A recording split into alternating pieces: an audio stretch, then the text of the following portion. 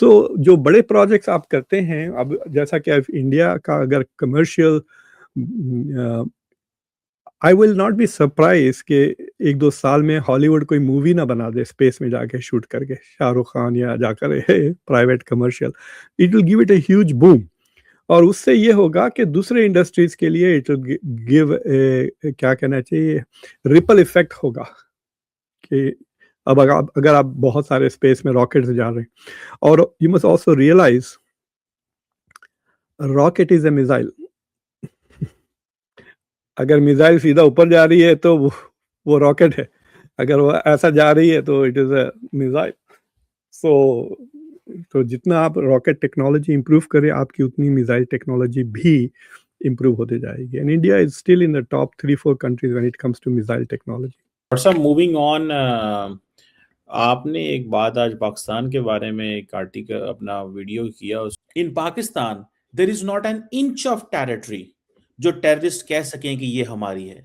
Yes, they are on the run, वो भाग रहे हैं, वो इस गार में होंगे, उस पहाड़ पे होंगे, इधर छुपे होंगे, उधर भागे होंगे, आएंगे हमले करके गायब होकर चले जाएंगे। और आपने बलूचिस्तान का भी जिक्र किया जो टेरिटरी अनइनहैबिटेड है, ऑल टुगेदर अनइनहैबिटेड। थोड़े से यानी कि 43% of the Balochistan has just 16 seats in the national assembly, जिसकी कोई 300 सीट है, उसमें 16 सिर्फ उसकी हैं।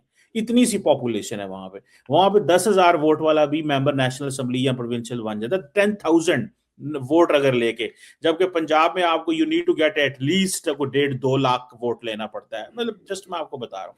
सो पाकिस्तान इज सर्वाइविंग। पहले तालिबान बनाए, फिर तालिबान खत्म किए, फिर इंडिया का एक एक्टिव थ्रेट है, फिर इंटरनल अब प्रॉब्लम्स हमारे पास आ गए हैं। बट पाकिस्तान की हालत लीबिया, इराक, सीरिया जैसी नहीं हुई।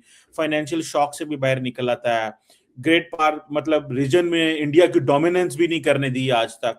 और अपने बॉर्डर के ऊपर 25 साल पहले तालिबान बने, ग्रेट पार कंपटीशन हुआ, फिर चले गए। और अब हमारे बॉर्डर के ऊपर अमेरिकन $7 अरब का असला भी छोड़ गए हैं।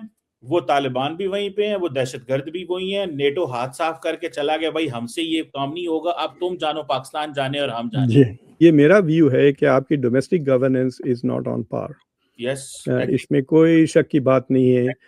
एक सिंपल एक्सपेरिमेंट कर ले मेरे साथ, अगर नहीं तो मैं कल करके बता देता हूँ कि आप पाकिस्तान बांग्लादेश को कंपेयर कर लें 1972 में, जब बांग्लादेश आज़ाद हुआ। आबादी को ले लें, जीडीपी पर कैपिटा को ले लें, और डोमेस्टिक पीस और हार्मनी को ले लें, आप you will see the difference in, मतलब आपका आबादी बढ़ते जा रही है, आपकी इकोनॉमी नीचे जाते जा रही है टू सच एन एक्सटेंट के actually with A population which is तकरीबन 80 मिलियन कम है बांग्लादेश का पॉपुलेशन आपकी पाकिस्तान से। इस वक्त वो 170 है, शायद आप 240 के ऊपर हो, लेकिन उनकी इकोनॉमी आपकी इकोनॉमी से बड़ी है।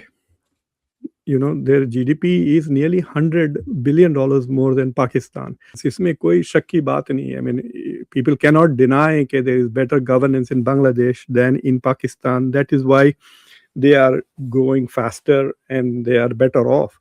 और अब तो दूसरे बाहर के मुल्कों को इंसेंटिव भी है कि आपके अंदर गड़बड़ करें, क्योंकि you have been, at least India में तो परसेप्शन है कि Pakistan contributes to trouble in Kashmir, so we will return that by contributing to insurgency in Balochistan और KPK। बड़ा आउटडेटेड लगता है कि पाकिस्तान जो है वो इंडियन कश्मीर में कुछ कर रहा है, हालांकि एक्टिवली पाकिस्तान के अंदर डेली बुनियादों के ऊपर दहशतगर्दी में हमले भी हो रहे हैं, दहशतगर्द भी हैं। आपके पास ज्यादा हो रहे हैं, there is no doubt about it, इसमें कोई शक नहीं है। क्वेश्चन ये है कि फिर भी आर्गुमेंट ये है कि पाकिस्तान इंडिया में करा देगा। हो पाकिस्तान में रहा है, लेकिन आप आर्गुमेंट की नेचर देखें कि नहीं, बट पहलगाम के वक्त तो काफी इंफॉर्मेशन, काफी India was very upset with what happened in Pahalgam. बात सही है, मैं आपकी बात से एग्री करता हूँ, हिस्ट्री रही है, ये बिल्कुल हिस्ट्री है, हम उसको बिल्कुल डिनाई नहीं कर सकते।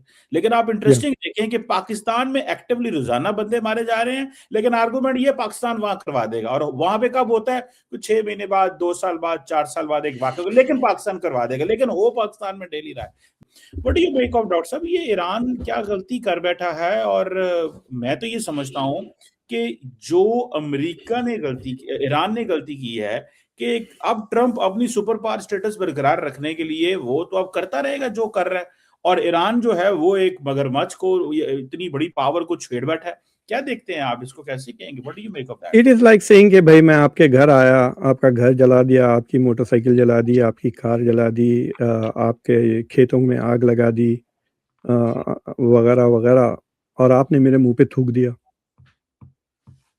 और मैं वापस आ गया और लोग कह रहे हैं वाह वाह वाह वाह आप जीत गए, देखो इन्होंने मुख्तदर खान के मुंह पे थूक दिया। अरे भाई ठीक है, आपने मेरे मुंह पे थूक दिया, मैंने पोंछ लिया वो, लेकिन आपका तो हर चीज तबाह करके आ रहा हूं मैं। घर जला दिया, गाड़ी जला दी, मोटर। तो वैसा ही हो रहा है। जो ईरान की जो विंस हैं, they are part of it is symbolic ना, कि ठीक है हमारी सरकार नहीं गिरी, कि हमारी रिजीम नहीं गिरी, that is one win. The other win कि हमने अभी तक हॉर्मुज को रिहा नहीं करा, and that is because Donald Trump ने नेतन्याहू की बात सुनी। He should have listen to American intelligence, he should have listen to American generals. देखिए जो भी निकम्मा, मैं क्या बताऊं, इंतहाई चाता या लफ्ज जो बनता है ना, वो है डोनाल्ड ट्रंप।